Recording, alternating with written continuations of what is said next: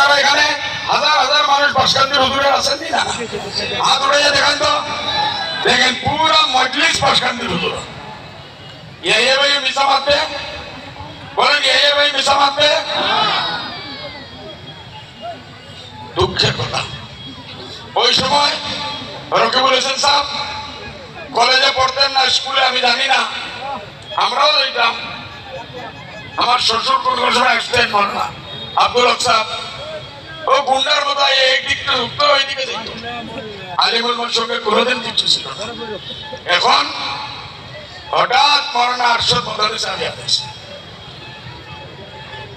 কোন জমানার কোন আরশদ মদানী সাহেব, এই মুফতি আব্দুল হক সাহেব সাক্ষী, গুয়াহাটিতে মৌলানা আরশদ মদানী সাহেব এই পার্টির নাম ডিক্লেয়ার করা আছে। মহাকুশালী মুসাফির খানাত ওনার শরীর খারাপ, অ্যাক্সিডেন্ট হয়ে উনি আসতে পারছেন না, হযরত মৌলানা আরশদ মদানী সাহেব পাঠাইছেন না মৌলানা আরশদ মদানী সাহেব। এখন রকিবুল হোসেন সাহেব গলিয়ে গলিয়ে গিয়ে আরশদ মদানী সাহেবের নাম দিতেছে। এত মহব্বত, বাপরে বাপ। আর একটা বিষয়, রকিবুল হোসেন সাহেব আমি দেখলাম রাহুল গান্ধী আইছে, আমার একটা ক্যাসেট শুনাইতেছে আমার নামে। ওখানে আমার চেহারা নাই, আমার আওয়াজ নাই। হেমন্ত বিশ্ব শর্মায় বলতেছে যে বধু ভাইয়ে, আমার নাম বধু ভাই বলি 50 বছর আগে কোন মানুষের শুনছেন নাকি? আমার নাম বধু ভাই শুনছেন কেউ? না আমার নাম বদরুদ্দিন আজমল? বলেন তো, আমি বধু ভাই না বদরুদ্দিন আজমল?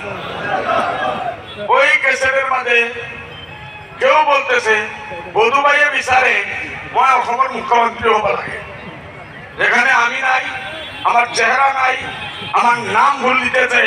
আর এটা বলতেছে ইয়ে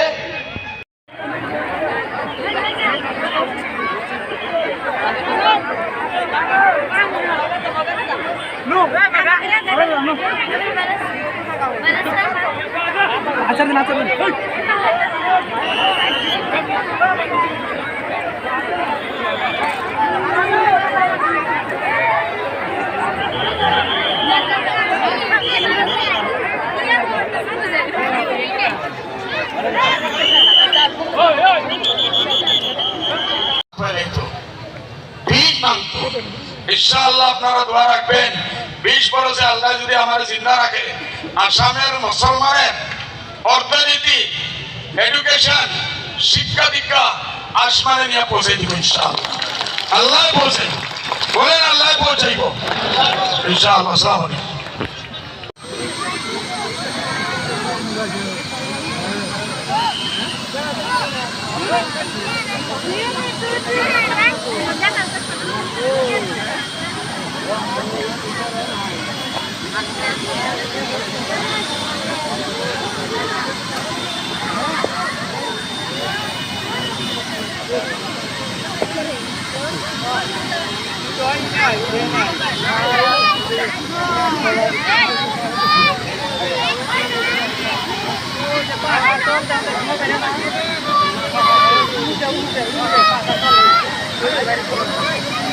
Hey!